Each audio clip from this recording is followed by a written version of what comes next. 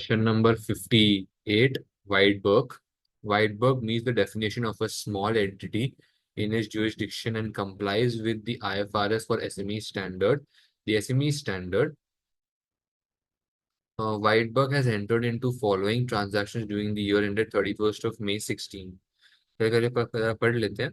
According In accordance with IAS 23 borrowing costs and IAS 38 intangible assets, advise the directors of Whitebirk on how the borrowing cost in Note 1 and the research and development expenditure should be accounted for the year ended 31st of May 16. ये 8 marks के लिए आया है. चलो check करते हैं. Whitebirk requires a new machine which will be included as part of its property, plant and equipment. Whitebirk therefore commenced construction of the machine on 1st of February 16, and this continued until its completion, which was after the year end of 31st of May 16. The direct cost of 2 million in February 2016, uh, 2016, and then first and then 1 million in each subsequent month until the year end. Whitebirk has incurred finance cost on its general borrowings during the period and which could have been avoided if the machine had not been constructed. Whitebirk has calculated that the weighted average cost of borrowings for the period 1st of February to 31st of March 16 on an annualized basis amounts to 9%. तो सबसे पहली बात तो अपन ये पहला note खत्म कर देते हैं.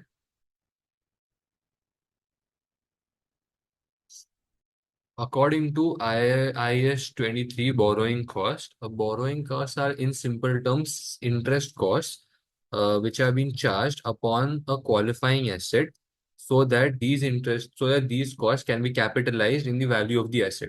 A qualifying asset is an asset that takes substantial period of time to get ready for its intended use or sale. Okay. So in the current scenario, we can see that Whitebirk requires a new machine, which will be included as part of its property plant equipment, and thus Whitebirk commenced construction of the machine on 1st of February 16 and continued this construction upon the completion. So therefore, it commenced the construction of the machine, and thus the machine can be said to be a qualifying asset because it is taking substantial period of time to get ready for its intended use or sale, which is 1st of February 16, say 31st of May 16. The direct costs were 2 million in February and 1 million in each subsequent until the year end. तो हमारा year end क्या है? 16 ही हमारा year end है. तो अभी I will be very honest, मैं जब ये पहली बार सम सॉल्व किया था ना तो ये मेरे को समझा नहीं था, लेकिन ये ऐसा है कि 2 मिलियन हमने अगर इस साल इनकर किया तो अपने को 2+1 मतलब 1 million in each subsequent period, right? So like 1 million अपने को हर साल इनकर करते हैं. सो 2+1 देन 2+1+1 ऐसा. So like that would be 4.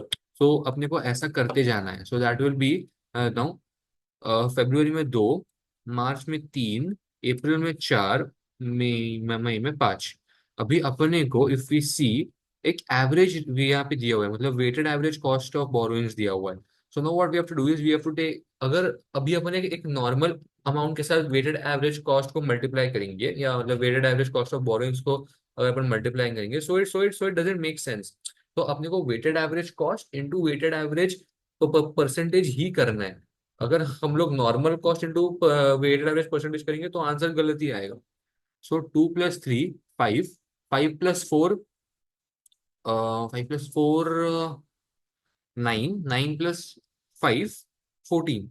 14 को अभी अपने को डिवाइड करना है बाय 4, है ना?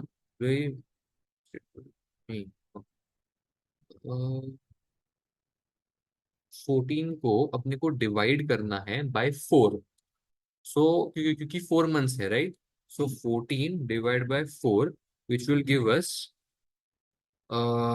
3.5. तो ये अपने को वेटेड एवरेज कॉस्ट आएगा 3.5. So now what we have to do is अपने को 3.5 से मल्टीप्लाई करना है वेटेड एवरेज कॉस्ट को which will be into 9%.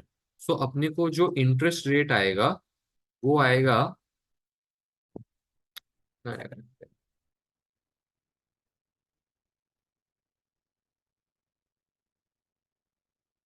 Wait 3.5 into 0.09, तो वो आएगा 0.315। ठीक है ना? तो ये अपने को आएगा। Now we can split this among 4 months, और इट्स ओके, अपन डायरेक्टली भी इसको किस चीज को कैपिटलाइज कर सकते हैं। वह चेक कर लेते हैं आंसर को। व्हाइट बुक ये रहा। Borrowing cost, they have done 4/12, my bad. यहाँ पे एक बार ना अपने को 4/12 भी करना है, इंटू 4/12, टू 4/12, तो वो आएगा 105। ठीक है, now we will check the answer. The borrowing cost, IS 23 borrowing cost requires borrowing cost incurred when acquiring or constructing an asset to be capitalized if the asset takes substantial period of time. तो ये सब अपन ने बोला। The definition of borrowing cost includes interest expense calculated by the effective interest method, finance charges on leases and exchange differences arising from foreign currency borrowing relating to interest cost. Borrowing costs should be capitalized during the construction and include the cost of funds borrowed for the purpose of financing and construction of the asset, and general borrowings which would have been avoided if the expenditure on asset had not occurred. The general borrowing costs are determined by applying a capitalization rate to the expenditure on the asset. The weighted average carrying amount of the machine during the period is 3.5 million. तो ये अपने 3.5 million calculate किया था weighted average. देखो 2 + 3 + 4 + 5। The capitalization rate of borrowings of Whitebirk during the period of construction was 9% per annum. The total amount of borrowing cost we capitalized is weighted average carrying amount of the stadium multiplied by the capitalization rate. तो अपन ने 3.5 into 9% into 4/12. We had forgotten about the 4/12, but we have to multiply it by 4/12 also. ठीक है, आगे discuss how the two transaction be. Oh no sorry, मेरा ये बाकी है ना, IS 38 इंटेंजिबल एसेट्स मेरा बाकी है। Whitebird has incurred 1 million of research expenditure to develop a new product in the year 31st of May 16. Additionally, it incurred 0.5 million of development expenditure to bring another product to a stage where it is ready to be marketed and sold. So, according to, first of all, what is cost and what is development cost? Research costs are the costs which are spent on the initial findings uh, of the development of a product, or on the research costs are costs which are spent on the initial findings in order to gain knowledge about a particular product or service, which will be rendered by the company in the future. And development costs are costs which are used for the development of the product or service, which were you know been implemented with the help of the research findings. ये अपन बता देंगे। Now, according to IAS 38 intangible assets, the uh, the expenditure which is spent on the research of the product or service is always being expensed to profit or loss. However, the expenditure which has been spent upon the development of the product can be capitalized if it meets certain criteria in accordance with IAS 38, which is, first of all, the asset should be technically feasible. Management should be committed on the completion of the asset. The asset should be providing us, or the project should be providing us future economic benefits. Resource के ऊपर था कि management has the available resources to complete the asset, and there is reliable expenditure, sorry, and a reliable estimate of the expenditure can be made by the company. So if these following criteria are met, only then this 0.5 will be capitalized as a development expenditure. बस इसको अपन बता देंगे। ये ना same चीज है। According to IAS 38, intangible assets expenditure does not give rise to probable economic benefits and therefore no, तो अपने को यही चीज को इसी के साथ लिंक करना है कि इन दिस केस क्या वो प्रोडक्ट अपने को बेनिफिट दे रहा है कि नहीं दे रहा है। सो जो भी चीजें मैंने बोली, अपने को इसी चीज को यहाँ पे वाइट बर्ग के साथ लिंक करनी है कि white burg has incurred 0.1 million of research expenditure तो जब भी ऐसा क्वेश्चन आएगा ना, तो एग्जाम में वो बकेट को बाजू में ही रखना। एक बार अपन बकेट को कैंसिल कर देते ताकि वो वर्ड प्रोसेसर में ज्यादा जगह मिले, लेकिन वो बकेट को बाजू में रखना, क्योंकि so that we can get कि अपने को इसी पैराग्राफ में से पॉइंट्स उठा के डालने हैं। सो देखो, in the current scenario Whitebirk has incurred 1 million of research expenditure to develop the new product in the year 2016, वो ठीक है। Additionally, it incurred 0.5 million of the development expenditure to bring the product to the stage where it is ready to be marketed and sold. तो अभी इन्होंने क्या बोला है कि according to as 38 research and expenditure does not give rise to probable economic benefits and no intangible assets should be recognized. The 1 million uh, research expenditure should be written off to profit or loss. ये तो 100% सही है। उसके बाद उन्होंने क्या बोला है कि IS 38 requires development expenditure to be capitalized as long as certain criteria is met। फिर वो उन्होंने सारे सारे क्राइटेरियाज बताए हैं। Assuming that the criteria are met, 0.5 million expenditure should be capitalized as an intangible asset. The asset should be amortized to profit or loss to reflect pattern of the use of by the entity. तो once this asset has been recognized और capitalized, अपने को इस चीज को खाली amortize करना है, बस ये एक पॉइंट अपन डाल देंगे उसमें। उसके बाद एक मिनट, इसको थोड़ा डिलीट कर देता हूँ। उन्होंने बोला है कि how will these about transactions be accounted for when it comes to SMEs. अगर एसएमई के पर्सपेक्टिव से देखें तो अपन how will we treat these two two transactions. An SME और अ स्मॉल और medium sized entity has its own respective standards in which the accounting and measuring has been simplified in order to meet the requirements of the SMEs. Uh, it helps us in providing guidance for how the accounting should take place, so that the cost to benefit analysis are maintained, that is the cost of providing the disclosure or cost of implementing the standard does not exceed the benefits obtained from it। ठीक है।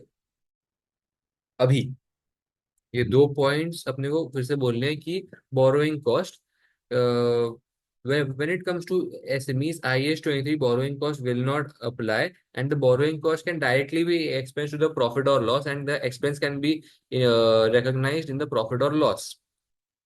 This is a simplified way of accounting which has been given for the SMEs.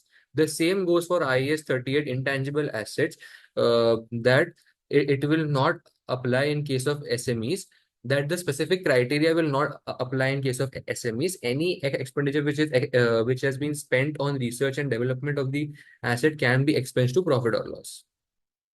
ये भी अपन ने यहाँ पे बता दिया। देखो, in accordance with SME standards, borrowing costs are always expensed to the statement of profit or loss. Therefore, none of the borrowing costs incurred as a result of construction of the machine can be capitalized। Research and development के लिए भी same कि देखो, the SME standard state that the entity must recognize expenditure incurred internally on an intangible item including all expenditure on both research and development activities as an expense when it is incurred। Thus, expenditure of 0.5 million on research and development should be written off to profit or loss। आगे बढ़ते हैं। Explain why the treatment of Fryer's financial liabilities is different to the treatment of Whitebirk's financial liability and the impact of the treatment on Fryer's financial statements। Oh भाई, क्या है? Whitebirk has been exploring its options for expansion and has been looking for other companies to work with on several new projects. Two such companies have been identified. The finance director has been asked to produce an analysis of both the companies, the financial performance and the position of other directors, and this is both the companies, financial performance and position of the other directors।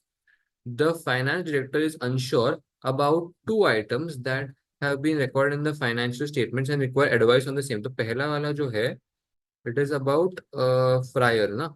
So Fryer produces its financial statements in line with full IFRS standards। The finance director noted that Fryer has a number of financial liabilities that are measured at fair value through profit or loss, whereby Whitebirk's financial liabilities are measured at amortized cost। Okay। The notes to Fryer's financial statements revealed that Fryer has a number of financial asset investments that are measured at fair value through profit or loss. The purchase of these assets is funded by issuing bonds. Hmm. That is fair value through profit or loss financial liabilities. At 31st of March 16, Fryer's reporting date, fair value of the bonds had fallen by $2 million. The fair value decline attributed to the change in Fryer's credit risk was 0.6 million. Key, in accordance with IFRS 9 financial instruments presentation, financial liabilities are measured at fair value. They are initially recognized at fair value. However, the subsequent measurement takes place either at amortized cost or fair value through profit or loss. It is measured at fair value through amortized cost. If it is measured at fair value through amortized cost, then the transaction cost is if it is then the transaction cost is reduced from the carrying amount of that liability itself. However, if it is measured at fair value through P&L, then the transaction cost is recorded in the profit or loss. Financial liabilities are usually recorded through amortized cost, but if they are recorded as per profit and loss, then it is only recorded as per profit and loss because it can remove the accounting mismatch from it, or it and provide a much more fairer presentation. उसी time पे अपन P&L में record करते हैं. So any fair value gain, so any fair value change at the year end will be recorded in the profit and loss directly. The current scenario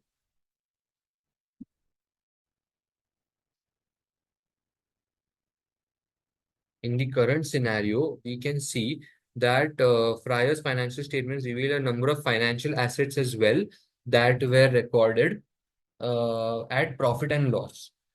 This decision by Fryer to record the financial assets through profit and loss would have been because of the fact that his financial liabilities were also recorded at profit and loss, so that they can offset, so that Fryer can offset them against each other.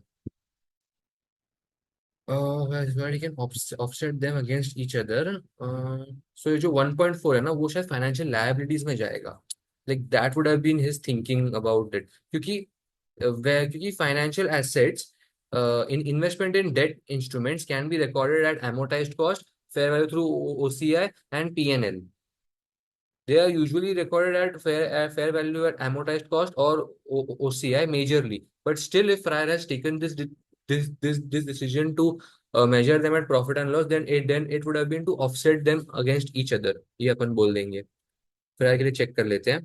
What they have done is, in line with IFRS 9 financial instruments, financial liabilities are measured at either amortized cost or fair value through profit and loss. Whereas under IFRS or for SME standard, financial liabilities are measured at amortized cost. If the financial liabilities are measured at P&L, the liabilities are adjusted to their fair value at the end of each reporting date, with the resulting gains or losses being recognized in the profit or loss. As per IFRS 9, financial liabilities are typically measured at amortized cost but can be measured at fair value through P&L if it would eliminate or reduce the accounting mismatch. ये अपन ने बिल्कुल accurately बोला था. Fryer's financial assets which are measured at fair value through profit and loss are funded by issuing bonds. The bonds can therefore be measured at fair value through profit and loss in order to avoid the accounting mismatch. The treatment means that gains and losses on both financial assets and liabilities, ये देखो, are recognized in the same place P&L. So अपन ने offsetting बोला, उन्होंने बोला कि they can be recorded in the same place P&L. The bonds can be recognized at the fair value initially. Then at the reporting date, the bonds are adjusted by the fall in fair value of 2 million. तो इन्होंने क्या किया, because 2 million का fall हुआ ही है, तो इन्होंने उस फाइनेंशियल लायबिलिटी को ही डेबिट पर एंट्री पास कर दी, रिड्यूसिंग द फाइनेंशियल लायबिलिटी. सो एक बार अगर अपन ने फाइनेंशियल लायबिलिटी को डेबिट एंट्री पास कर दी, उसके बाद in accordance with IFRS 9, 0.6 million related to Fryer's own creditors should be recorded in OCI, with the remaining 1.4 million recorded in the profit or loss.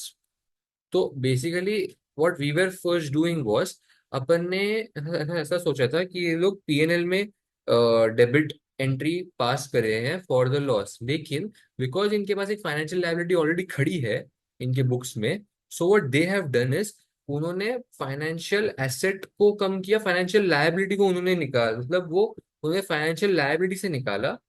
और अगर उन्होंने एक बार फाइनेंशियल लायबिलिटी से निकाल दिया, तो अभी जो पीएनएल में अपन ने लाइक वो क्रेडिट रिस्क शो किया रहेगा उसका कोई वैल्यू ही नहीं है। तो उन्हें उस चीज के लिए वो रिवर्स एंट्री पास कर दी कि अगर फाइनेंशियल लायबिलिटी से अगर हम लोग 2 मिलियन कम कर ही रहे हैं, तो फिर क्यों फालतू में लाइक पीएनएल और ओसीआई में उस चीज को डालना। तो इसलिए उन्होंने पीएनएल और ओसीआई में क्रेडिट एंट्रीज पास कर दी of 0.6 and 1.4 million. A decline in the fair value of the liability is therefore only partly recognized in the profit or loss. The treatment will improve Freya's profit in the current reporting period by 1.6 million, even though it has occurred as a result of negative event, that is, decline in Freya's credit risk. This gain may be removed from Freya's profit when analyzing Freya's performance and position in order to give more relevant assessment of operational performance.